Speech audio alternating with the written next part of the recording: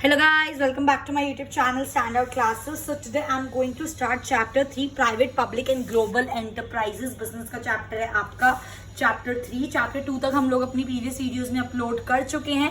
So now today we are going to start chapter 3. Again ज़्यादा difficult chapter नहीं है, conceptual based है, concept strong है, आपकी बेसिक नॉलेज आपको जितनी ज़्यादा होगी उतना ईजी आपको ये लगेगा. ठीक है. सो जब स्टार्ट करते हैं चैप्टर 3, तो जब भी हम स्टार्ट करते हैं सबसे पहले हम उस चैप्टर का जो टॉपिक है उसको समझने की कोशिश करते हैं, क्योंकि चैप्टर के बेस पे तो टॉपिक रखा गया होगा ना. ठीक है. It is private, public and global enterprises. मतलब एंटरप्राइजेस तो क्या हो गई, एंटरप्राइजेस बेसिकली बिजनेस. ठीक है. अब private business, public business and global business, कुछ ऐसा इतना पढ़कर समझ आ रहा है कि प्राइवेट बिजनेस की बात हो रही है, यहाँ पे पब्लिक बिजनेस की बात हो रही है, ग्लोबल बिजनेस की बात हो रही है क्या एक्चुअली में. तो मैंने इसी टॉपिक को पहले आपको एक्सप्लेन करने की कोशिश करी है. पहले में मैंने लिया प्राइवेट, सेकेंड में मैंने लिया पब्लिक, थर्ड में मैंने लिया है ग्लोबल. ठीक है. प्राइवेट बिजनेस कौन से होते हैं? वैसे तो हम सबको ये चीज पता है, प्राइवेट बिजनेस वो होते हैं जो प्राइवेटली ओन्ड होते हैं, मतलब जिसमें गवर्नमेंट का कोई लेना देना नहीं होता. और लास्ट चैप्टर में हमने जितने भी फॉर्म्स ऑफ बिजनेस पढ़े थे, sole proprietorship, cooperatives, joint Hindu, companies, जितना भी हम लोगों ने पढ़ा था वो सारे क्या थे? हमारे प्राइवेट एंटरप्राइजेस थे. तो हमारे प्राइवेट के अंदर sole proprietor, companies, partnership firm are all क्या हैं? प्राइवेटली ओन्ड हैं. ठीक है. सारे प्राइवेटली ओन्ड है. इसमें कुछ गवर्नमेंट का इंटरवेंशन, कुछ गवर्नमेंट का लेना देना नहीं है. आई होप ये चीज अब आपको अच्छे से समझ आ रही है. ठीक है गाइस. मूविंग ऑन, सेकंड आता है हमारा पब्लिक एंटरप्राइज. ठीक है. नाम से ही पता चल रहा है पब्लिक एंटरप्राइज वो वाला बिजनेस, वो वाला enterprise which is owned, managed and controlled by the government, which is owned, which is managed and which is also controlled. मतलब जिसमें गवर्नमेंट का होल्ड हो उसको हम क्या बोलते हैं? Public enterprise.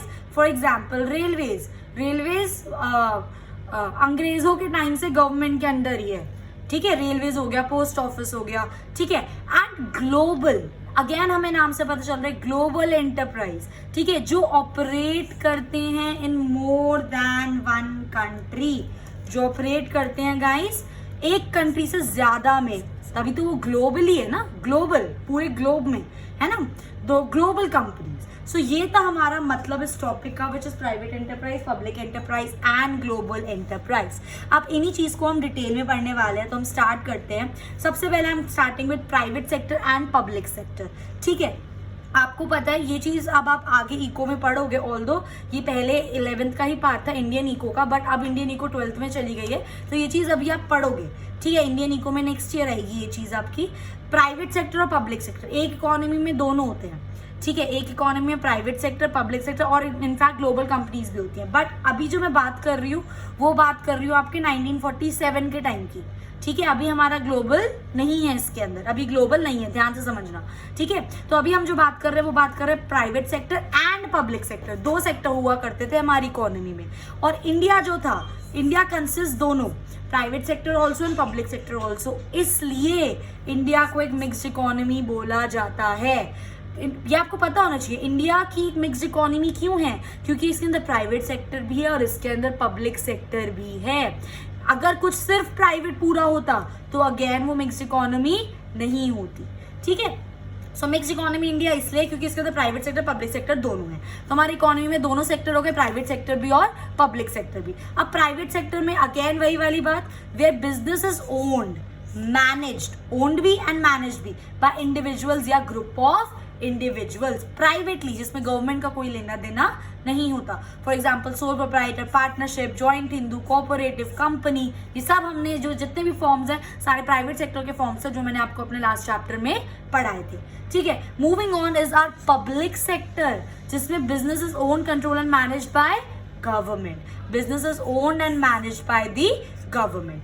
अब जब गवर्नमेंट कर रही है तो गवर्नमेंट भी तो हमारे पास सेंट्रल गवर्नमेंट होती है, स्टेट गवर्नमेंट होती है. तो इसलिए ये चीज यहाँ पे इंपॉर्टेंट है दैट दे आर पार्टली या होली. मतलब ऐसा हो सकता है कि जो आपका एक पब्लिक बिजनेस है या तो वो पूरा सेंट्रल गवर्नमेंट के कंट्रोल में, या तो वो पूरा स्टेट गवर्नमेंट के कंट्रोल में, या फिर ऐसे भी हो सकते हैं कि जो आपका बिजनेस है वो आधा सेंट्रल गवर्नमेंट के कंट्रोल में और आधा स्टेट गवर्नमेंट के कंट्रोल में है. ये पॉसिबिलिटी है, पर अल्टीमेटली है तो गवर्नमेंट के कंट्रोल में, है तो पब्लिक सेक्टर में ही, ठीक है। सो दे आर पार्टली और wholly are owned by the central government, या तो पूरा सेंट्रल गवर्नमेंट का या आधा सेंट्रल गवर्नमेंट का। अगर आधा सेंट्रल गवर्नमेंट का तो आधा किसका होगा? स्टेट गवर्नमेंट का, ठीक है। आई मेरी बात समझ? ओके, सो ये हो गया हमारा private sector and public sector. अब इसके बाद ना मैं आपको 3 पार्ट्स में एक छोटी सी स्टोरी बताने वाली हूँ। 3 टाइप के एक्ट है, ठीक है। बहुत ध्यान से समझना, बहुत ज्यादा आसानी से समझ आएगा और लर्न भी रह जाएगा आपको। अभी तक बस हमने ये पढ़ा प्राइवेट क्या होता है, पब्लिक क्या होता है, ग्लोबल क्या होता है, और जो इंडिया की इकोनॉमी है वो मिक्स इकोनॉमी है, क्योंकि इसके अंदर प्राइवेट सेक्टर पब्लिक सेक्टर दोनों है। इतना क्लियर हो गया हम लोगों को। अब जब ये चीज चल रही थी, ठीक है, हमारा एक रेजोल्यूशन पास होता है 1948 में। उस रेजोल्यूशन को क्या बोलते हैं हम? इंडस्ट्रियल पॉलिसी रेजोल्यूशन, ठीक है। एक स्टोरी की तरह समझना, 1948 में एक पास हुआ resolution, that is industrial policy resolution. अब देखो नाम से पता चल रहा है इंडस्ट्री से रिलेटेड कुछ पॉलिसीज, कुछ रेजोल्यूशंस क्रिएट करे गए हैं, ठीक है। अब जब ये रेजोल्यूशन आपका पास हुआ ना, it defined the role of public and private sector. इस रेजोल्यूशन के अंदर क्लियरली लिखा था कि एक इकोनॉमी में प्राइवेट सेक्टर का कहाँ पर रोल है और पब्लिक सेक्टर का कहाँ पर रोल है। क्लियर? ठीक है। Although government through various regulations keep check on the activities of both public and the private sector. इस रेजोल्यूशन में लिखा था कि प्राइवेट का क्या रोल है, पब्लिक के क्या रोल है, बट गवर्नमेंट तब भी कुछ रेगुलेशंस, कुछ लॉ के अंडर दोनों की जो एक्टिविटीज होती थी उस पर एक सुपरवाइज करती थी, उस पर चेक रखती थी। अब आप सोचोगे कि प्राइवेट सेक्टर पे भी चेक रखती थी, वो तो गवर्नमेंट की एक्टिविटीज है। हाँ, रखनी पड़ती है भाई, क्योंकि गवर्नमेंट, सेंट्रल गवर्नमेंट, कितने सारे प्राइवेट सेक्टर्स है ना, और सारे गवर्नमेंट के अंदर अभी मैं आपको डिटेल में पढ़ाऊंगी क्या होता है प्राइवेट सेक्टर, पब्लिक सेक्टर क्या होता है, ठीक है। तो एक गवर्नमेंट सारे बिजनेस नहीं कंट्रोल कर रही, गवर्नमेंट अपने डिपार्टमेंट्स डिवाइड कर देती है। अब वो सारे डिपार्टमेंट्स गवर्नमेंट के अंदर ही आते हैं। अब जब वो डिपार्टमेंट्स गवर्नमेंट के अंदर आ रहे हैं तो वो पब्लिक सेक्टर का पार्ट हुआ, तो उस पर ध्यान तो देना पड़ेगा ना, ठीक है। सो एक 1948 में एक इतना याद रखो, इंडस्ट्रियल पॉलिसी रेजोल्यूशन पास हुआ जिसने प्राइवेट सेक्टर और पब्लिक सेक्टर का रोल डिफाइन करा कि उनको क्या क्या करना है। At the same time government कुछ रेगुलेशंस के अंडर प्राइवेट सेक्टर पर भी और पब्लिक सेक्टर पर भी ध्यान रखती थी कि कुछ इलीगल नहीं होना चाहिए, कुछ आउट ऑफ द ट्रैक नहीं होना चाहिए। आ रही है मेरी बात समझ? ये हो गई मेरी 1948 की बात। फिर मेरा एक और इंडस्ट्रियल पॉलिसी रेजोल्यूशन एक्ट पास हुआ, किसके अंदर? 1956 के अंदर, ठीक है। अब इस रेजोल्यूशन में क्या आया? इससे पहले वाला क्या था हमारा? 1948 इंडस्ट्रियल पॉलिसी रेजोल्यूशन। नेक्स्ट हमारा हुआ 1956 इंडस्ट्रियल पॉलिसी रेजोल्यूशन। इसके अंदर it laid down the objectives which public sector has to follow. Basically इस रेजोल्यूशन के अंदर वो ऑब्जेक्टिव्स लिखे थे जो पब्लिक सेक्टर को फॉलो करने थे। भाई प्राइवेट कहाँ गया? प्राइवेट के बारे में तो कुछ मेंशन नहीं है। तो इस चीज से हमें ये पता चला कि ये जो आपका रेजोल्यूशन पास हुआ, it gave more importance to the public sector. इसने ज्यादा इंपॉर्टेंस किसको दी? पब्लिक सेक्टर को दी, ठीक है। ये वाले रेजोल्यूशन ने प्राइवेट सेक्टर को इतनी इंपॉर्टेंस नहीं दी, इसलिए सिर्फ उसने वो ऑब्जेक्टिव्स ले डाउन करे जो एक पब्लिक सेक्टर को फॉलो करने थे। So it give more importance to the public sector. I hope ये चीज क्लियर हो गई होगी गाइस। फिर फाइनली हमारा एक और इंडस्ट्रियल पॉलिसी रेजोल्यूशन आता है 1991 में। इस पे 12th में पूरा एक चैप्टर है, आपको और अच्छे से ये चीज समझ आएगी वहां पर, ठीक है। बट अभी के लिए भी हमें ये चीज समझना बहुत ज्यादा इंपॉर्टेंट है कि 1991 में मेरा जो इंडस्ट्रियल पॉलिसी रेजोल्यूशन एक्ट आया है वो क्या कहता था, ध्यान से समझना, ठीक है। It included disinvestment of public sector. पहले तो इस लाइन का मतलब समझो, डिसइन्वेस्टमेंट ऑफ पब्लिक सेक्टर। इसका मतलब जो लोग पब्लिक सेक्टर में इन्वेस्ट, देखो जितना ज्यादा आप जिस सेक्टर में इन्वेस्ट करोगे वो सेक्टर उतना ज्यादा ग्रो होगा। आई मेरी बात समझ? अब यहाँ पर डिसइन्वेस्टमेंट हो गई, इसका मतलब पब्लिक सेक्टर में लोग इन्वेस्ट नहीं कर रहे थे। जो उन्होंने पब्लिक सेक्टर में इन्वेस्ट करा हुआ था, लोग नहीं, गवर्नमेंट वगैरह ने जो पब्लिक सेक्टर में इन्वेस्ट करा हुआ था वो उसको क्या कर रहे थे? विड्रॉ कर रहे थे। आ रही है मेरी बात समझ? तो इसके अंदर आपकी जो पब्लिक सेक्टर की फाउंडेशन थी वो क्या हो गई? कम हो गई। एंड ज्यादा फ्रीडम किसको दी गई? प्राइवेट सेक्टर को। क्योंकि एक्चुअली मैं आपको बात बताऊं, जब 1991 स्टार्ट हुआ ना, जो ये रेजोल्यूशन क्यों पास हुआ था, क्योंकि मैंने आपको क्या बताया, 1956 में पब्लिक सेक्टर का मेन रोल आ गया था। तो पब्लिक सेक्टर अकेला ये पूरी इकोनॉमी को नहीं संभाल पा रहा था। ये सब चीजें ध्यान में रखते हुए 1991 में एक इंडस्ट्रियल पॉलिसी रेजोल्यूशन एक्ट पास हुआ, जिसमें बोला कि भाई अब पब्लिक सेक्टर के रोल को कम करो, पब्लिक सेक्टर में डिसइन्वेस्टमेंट लाओ, ठीक है, उसका रोल कम होगा, और प्राइवेट को भी इक्वल इंपॉर्टेंस दो, ताकि दोनों मिलकर इकोनॉमी चला सके। एक अकेला सेक्टर की इकोनॉमी चलाना बस की नहीं है। आई मेरी बात समझ? तो इसमें अब ज्यादा फ्रीडम किसको दी गई? प्राइवेट सेक्टर में। और ये चीज तो हमने बचपन में भी पढ़ी है। 1991 में हमारा क्या आया था? Liberalisation, privatisation and globalisation. So it give birth to what? LPG, liberalisation, privatisation and globalisation. और जब LPG आया तो बहुत मतलब हमारे इंडिया इकोनॉमी, जो इंडियन इकोनॉमी के जो दरवाजे थे वो खुल गए। बाहर की कंपनीज आ सकती थी इंडिया में, इंडिया की कंपनीज बाहर जा सकती थी बिजनेस करने का। तो बेसिकली ग्लोबल हो गया सब कुछ, ठीक है। सो दस मेनी ग्लोबल, ऐसे बहुत सारे एंटरप्राइजेस थे which operated in more than one country. जब इंडिया में LPG नहीं था तो ऐसी बहुत सारी बाहर की कंपनीज थी जो डिफरेंट कंट्रीज में काम कर रही थी। बट जब हमारे इंडिया में LPG आया तो बाहर वाली कंट्रीज ने इंडिया में भी आके काम करना स्टार्ट करा। एंड देखो यही लिखा है, operated in more than one country and gained, entry मिल गई उनको LPG के बाद in Indian economy. I hope guys ये चीज आपको समझ आ रही होगी, ठीक है। तो अगर मैं इस चीज को समराइज करूं, अभी तक हमने क्या पढ़ा कि प्राइवेट सेक्टर क्या होता है, पब्लिक सेक्टर क्या होता है, ग्लोबल एंटरप्राइजेस क्या होते हैं, ठीक है। उसके बाद इंडियन इकोनॉमी मिक्स्ड इकोनॉमी क्यों है? क्योंकि इसके अंदर प्राइवेट और पब्लिक दोनों सेक्टर हैं, ठीक है। ये सेम चीज तो जो यहाँ पे पढ़ाई थी। अब मैंने आपको इंडस्ट्रियल पॉलिसी रेजोल्यूशन के 3 एक्ट बताए। पहला क्या था? 1948, दूसरा क्या था? 1956, तीसरा क्या था? 1991। तो 1948 में हम लोगों ने क्या पढ़ा था? वो जो एक्ट था वो डिस्क्राइब कर रहा था कि पब्लिक सेक्टर का क्या रोल है, प्राइवेट सेक्टर का क्या रोल है, और गवर्नमेंट अंडर रेगुलेशंस उन पर चेक रख रही थी। 1956 में फिर प्राइवेट सेक्टर को थोड़ा कम कर दिया गया और पब्लिक सेक्टर को ज्यादा इंपॉर्टेंस दे दी गई, ठीक है। एंड देन 1991 में फाइनली पब्लिक सेक्टर का रोल कम करा गया और प्राइवेट सेक्टर को फ्रीडम दी गई, ताकि दोनों सेक्टर उठ के इकोनॉमी को चला सके, क्योंकि अकेला पब्लिक सेक्टर इकोनॉमी नहीं चला पा रहा था। एंड देन फाइनली 1991 में हमारा क्या आ गया? LPG, which is liberalisation, privatisation and globalisation. और जब आपका LPG आया तो बाहर की जो कंट्रीज थी उन्होंने भी आके इंडिया में बिजनेस करना स्टार्ट कर दिया। सिमिलरली इंडिया की कंट्रीज को भी परमिशन मिल गया कि वो बाहर जाके बिजनेस कर सकती है। सो आई होप ये चीज आपको अच्छे से समझ आ गई होगी और ये चीज डेफिनेटली लर्न भी हो गई होगी। IPR, that is Indian Policy Resolution in 1948, in 1956 and in 1991। इसके बाद आपको बुक से पढ़ने की जरूरत ही नहीं अगर आपको ये चीज समझ आ गई तो, ठीक है। अब हम आगे बढ़ते हैं, ठीक है। अब मैं इंडियन इकोनॉमी की बात कर रही हूँ, तब से मैं क्या बोल रही हूँ? Public sector, private sector. हमने ये प्राइवेट सेक्टर के कुछ फॉर्म्स हैं, एक बार जरा नजर डालना। Sole proprietorship, partnership, joint into family, cooperative company, multinational corporations. यार कुछ पढ़े पढ़े से लग रहे हैं। Sole proprietorship, partnership, joint into family, cooperative company, अभी तो पढ़कर आए हैं पिछले चैप्टर में, ठीक है। ये सारा हम लोग पढ़कर आ चुके हैं। अगर हमने कुछ नहीं पढ़ा है तो वो क्या है? पब्लिक सेक्टर के फॉर्म्स, ठीक है। पब्लिक सेक्टर के कौन से फॉर्म्स होते हैं? एक होता है डिपार्टमेंटल अंडरटेकिंग, एक होता है स्टैट्यूटरी कॉर्पोरेशन और एक होता है गवर्नमेंट कंपनी। इस चैप्टर में हम यही फॉर्म्स पढ़ने वाले हैं। आई मेरी बात समझ? स्टार्ट करते हैं। सबसे पहले थोड़ा सा और पब्लिक सेक्टर को समझ लेते हैं, फिर हम इनके फॉर्म्स के बारे में पढ़ेंगे। तो forms of public sector enterprise, ठीक है। सबसे पहली चीज तो government has a major role in the formation of public sector. ये तो आप लोग अग्री करोगे, पब्लिक सेक्टर में गवर्नमेंट ही नहीं होगी, है ना, तो पब्लिक सेक्टर किस बात का? तो पब्लिक सेक्टर में मेन रोल किसका है? गवर्नमेंट का, ठीक है। गवर्नमेंट, अब देखो गवर्नमेंट कोई जीती जाती चीज है, जीता जाता एक इंसान तो नहीं है। गवर्नमेंट कैसे चलती है? अपने लोगों से चलती है, राइट। सो government act through its people, right. अब हमारे पास यहाँ पे बीजेपी चल रही है, अब मोदी जी गवर्नमेंट थोड़ी है। गवर्नमेंट तो सारा मिलाकर है ना, सारी मिनिस्ट्रीज पूरा कंप्लीट गवर्नमेंट फॉर्म करते हैं। अब वो चल कैसे रहा है? उसके लोगों से ही तो चल रहा है। मोदी जी भी गवर्नमेंट का एक पार्ट है, बस ये बात है टॉप मोस्ट लेवल की पोजीशन पर है वो, ठीक है।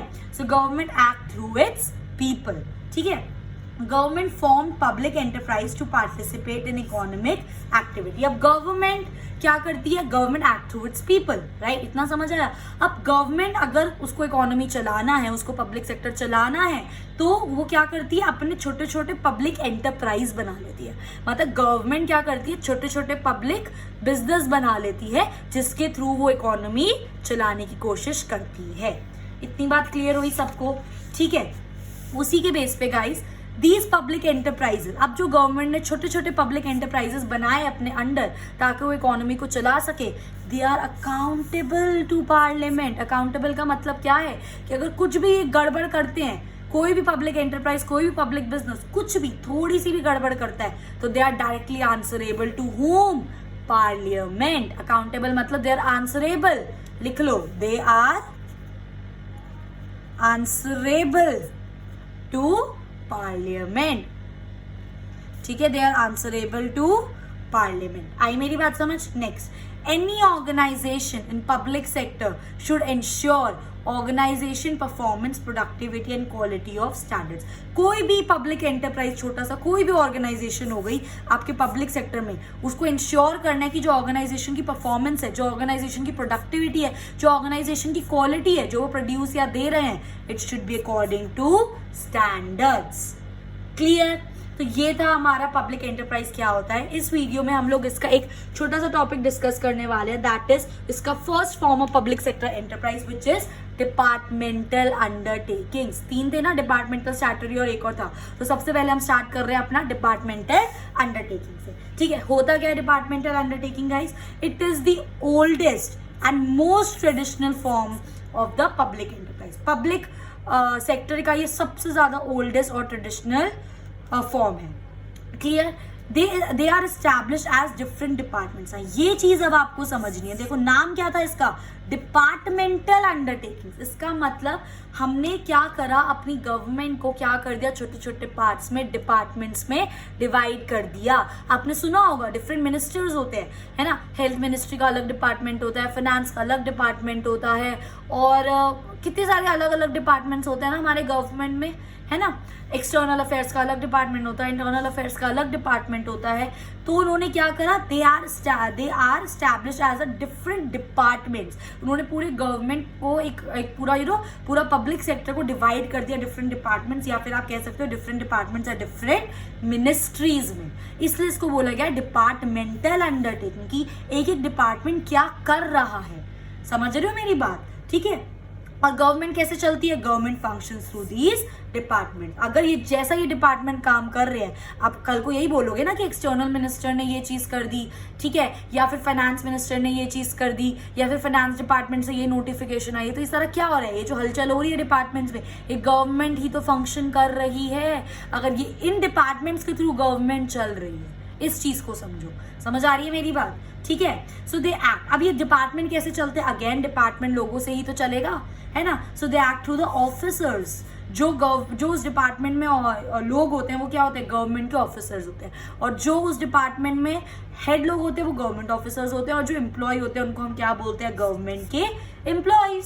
सिंपल। ठीक है। गवर्नमेंट के अंदर क्या क्या आ गया? रेलवेज, पोस्ट, टेलीग्राफ, ये सारे क्या है? आज भी ये लोग पब्लिक सेक्टर में हैं। पूरा रेलवे पब्लिक सेक्टर का है, पूरा रेलवे गवर्नमेंट का कंट्रोल है, उसमें प्राइवेट का कोई लेना देना नहीं है। आई मेरी बात समझ? इसी बेस पे हम थोड़े से इसके फीचर्स करेंगे। सबसे पहली बात, their funding directly comes from the government. Obviously बात है, गवर्नमेंट के डिपार्टमेंट से, तो फंडिंग कहाँ से आएगी? गवर्नमेंट से। और जो भी उनकी अर्निंग्स होंगी वो किसके पास जाएगी? गवर्नमेंट के पास। आ गई मेरी बात समझ? अच्छा, आप सोच रहे हो कि गवर्नमेंट के पास कहाँ पर? या सेंट्रल गवर्नमेंट, है ना? सेंट्रल गवर्नमेंट से इन डिपार्टमेंट्स की फंडिंग आ रही है, तो इनका जो अर्निंग्स होगी वो भी किसके पास जाएगी? सेंट्रल गवर्नमेंट के पास। ठीक है। They employ are government, the employees, जो एम्प्लॉय होते हैं, they are the government servants. ठीक है। वैसे ऐसे बोलना नहीं चाहिए इनको सर्वेंट्स को, बट एक तरीके से ये नेगेटिवली नहीं बोल रहे हैं, ये बोल रहे हैं कि जो गवर्नमेंट के अंडर काम कर रहे हैं, जितने भी डिपार्टमेंट में लोग होते हैं, जिनके पास भी गवर्नमेंट जॉब होती है, वो गवर्नमेंट को सर्व कर रहे हैं, तो दे आर गवर्नमेंट सर्वेंट्स। और ये जो डिपार्टमेंट्स होते हैं, ये हेड कौन करता है? या तो IAS ऑफिसर्स या फिर सिविल सर्वेंट्स। ये दोनों बहुत ज्यादा हाई पोस्ट होती हैं जो डिपार्टमेंट्स को हेड करते हैं। क्लियर? ठीक है। Next, they are subject to accounting and audit control. ये चीज अभी आप आगे चैप्टर्स में समझोगे कि कोई भी ऑर्गेनाइजेशन होती है, कुछ ना उसके अकाउंटिंग और ऑडिट स्टैंडर्ड्स, ऑडिट कंट्रोल्स होते हैं जो उनको फॉलो करने पड़ते हैं। तो जितने भी आपके यहाँ पे पब्लिक सेक्टर में अंडरटेकिंग्स है, जितने भी डिपार्टमेंट्स हैं, उनको भी अपने अकाउंटिंग और ऑडिट हो गए, अकाउंटिंग और ऑडिट कंट्रोल, उनको जो स्टैंडर्ड्स है वो उनको फॉलो करने पड़ेंगे। ऑडिट और अकाउंटिंग क्या होता है ये भी हम आगे पढ़ेंगे। क्लियर? ठीक है। They are the divisions of government department. ये तो चिल्ला के हेडिंग ही हमें बता रही है कि गवर्नमेंट के छोटे छोटे department. So they are division of government departments and they are accountable to ministry. जो भी डिपार्टमेंट जो भी काम कर रहा है, फॉर एग्जाम्पल मैं फाइनेंस डिपार्टमेंट की बात करूं तो they are accountable to parliament, तो ठीक है, बट उससे भी पहले उनको मिनिस्ट्री को जवाब देना पड़ेगा, मतलब हेड ऑफ द डिपार्टमेंट्स को जवाब देना पड़ेगा। आई मेरी बात समझ? तो ये होगा इसके फीचर्स। ठीक है। अब इसके मेरिट्स, इनके फायदे क्या होते हैं? ठीक है। सबसे पहली चीज, पार्लियामेंट का इफेक्टिव कंट्रोल होता है क्योंकि they are accountable to the parliament. तो मतलब एक तरह से पार्लियामेंट ने इन डिपार्टमेंट्स को क्या कर रखा है, अपने कंट्रोल में कर रखा है, which is good for a country. ठीक है। यूनिफॉर्मिटी रहती है। नेक्स्ट आता है आपका हाई डिग्री पब्लिक अकाउंटेबिलिटी। इसका मतलब क्या है कि जो भी डिपार्टमेंट्स काम कर रहे हैं, जो भी गवर्नमेंट काम करती है, किसके लिए काम करती है? लोगों के लिए काम करती है, जनता के लिए काम करती है। तो they are answerable to public also. तो वो उनको एक ना रहता है कि हमें पब्लिक के लिए काम करना है, तो वो बहुत अच्छे से, ढंग से, तमीज से काम करते हैं। करप्शन को हटा दो, ठीक है, वो तो चल ही रहा है, बट उसके अलावा भी जो डिपार्टमेंट्स में काम होता है, जो गवर्नमेंट में काम होता है, वो पब्लिक को ध्यान में रखते हुए ही होता है। So high degree of public accountability. The revenue earn, जो भी रेवेन्यू अर्न करते हैं departments, that is income of the government. अभी यहाँ पे बताया था ना कि जो भी अर्निंग्स होती है वो किसके पास जाती है? गवर्नमेंट के पास, क्योंकि फंडिंग इनको कौन प्रोवाइड कर रहा है? गवर्नमेंट। तो एक तरह से जो भी इनकी अर्निंग्स हुई वो गवर्नमेंट की क्या हो गई? इनकम। ठीक है। Where national security is concern, this is the most suitable form of business. जब नेशनल सिक्योरिटी, देश की रक्षा की बात आती है ना, तो departmental undertaking most suitable safest क्यों होता है? क्योंकि देखो, पार्लियामेंट के कंट्रोल में होता है, गवर्नमेंट के कंट्रोल में होता है, गवर्नमेंट के अंडर हो रहा होता है। एक्चुअली में गवर्नमेंट ही तो काम कर रही है, जितनी भी आपकी डिपार्टमेंट्स है, जितनी भी आपकी मिनिस्ट्री है, सारा गवर्नमेंट ही तो काम कर रही है। तो गवर्नमेंट की तो रिस्पॉन्सिबिलिटी होती है नेशनल सिक्योरिटी। तो जब भी नेशनल, ये नेशन की सिक्योरिटी के साथ सैक्रिफाइस नहीं कर सकते। यहाँ पर कुछ भी कर लो, कितना भी करप्शन ला लो, पर देश की सुरक्षा के साथ आप सैक्रिफाइस नहीं कर सकते हो। तो देश की सुरक्षा को अगर हम ध्यान में रखें तो this is the best form of business. आई मेरी बात समझ? इसी बेस पर गाइस इसके लिमिटेशंस भी हैं हमारे पास। There is very less flexibility, मतलब एक बार जो रूल्स बन गए, जो चीज हो गई, आपको वही फॉलो करनी है। फ्लेक्सिबिलिटी बहुत ज्यादा कम है इसके अंदर। ठीक है। क्योंकि गवर्नमेंट का काम आपको पता ही है, अच्छा तो होता है बट बहुत स्लो होता है। ठीक है। फ्लेक्सिबिलिटी नहीं होती, जो एक बार पास हो गया वही फॉलो करना है, उसके बाद कोई अपना बेटर सजेशन भी पुट ऑन नहीं कर सकता।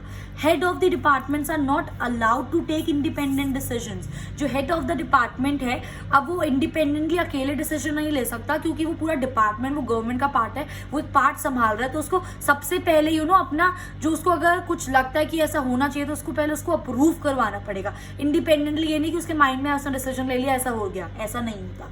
ठीक है। Again this is a limitation. They are unable to take business opportunity. इसी वजह से, क्योंकि कोई भी आपको डिसीजन लेना हो तो आपको अप्रूवल्स लेने पड़ेंगे, और तो कोई भी अगर न्यू बिजनेस अपॉर्चुनिटी आती है तो ये एकदम से उसको नहीं ग्रास्प कर पाते।